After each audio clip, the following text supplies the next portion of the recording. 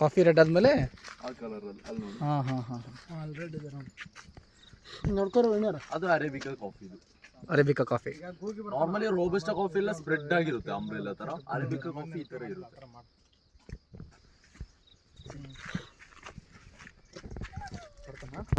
Tea tree.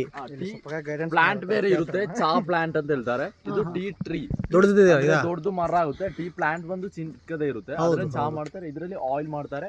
Tea tree oil ಅಲ್ಲಿ pimples, block dots ಗೆಲ್ಲ use ಆಗುತ್ತೆ, ಫೇಸ್ ಗೆ ಯೂಸ್ ಮಾಡೋಗುತ್ತೆ, ಮತ್ತೆ ಸ್ಕಿನ್ ಗೆ ಯೂಸ್ ಆಗುತ್ತೆ.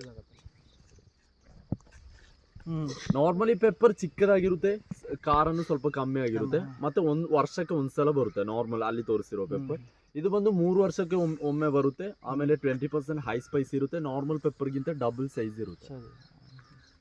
ಬಡ್ಕನ್ ಪೆಪ್ಪರ್ ಅಂತ ಹೇಳ್ತಾರೆ. ಬಡ್ಕನ್ ಬಾ ಎಷ್ಟು ಹತ್ರ ಇದೆ ಇದು.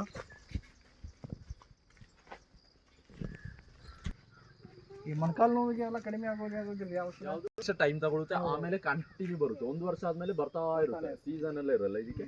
ಆಮೇಲೆ ಒಂದು ಸ್ಟೆಮ್ಸ್ ಅಲ್ಲಿ, ಇಲ್ಲಿ ಸ್ಟೆಮ್ಸ್ ಅಲ್ಲಿ ಒಂದ್ಸಲ ಫ್ರೂಟ್ಸ್ ಬಂದ್ರೆ ಇನ್ನೊಂದ್ಸಲ ಅದೇ ಸ್ಟೆಮ್ಸ್ ಅಲ್ಲಿ ಬರಲ್ಲ, ಬೇರೆ ಸ್ಟೆಮ್ಸ್ ಅಲ್ಲಿ ಬರುತ್ತೆ.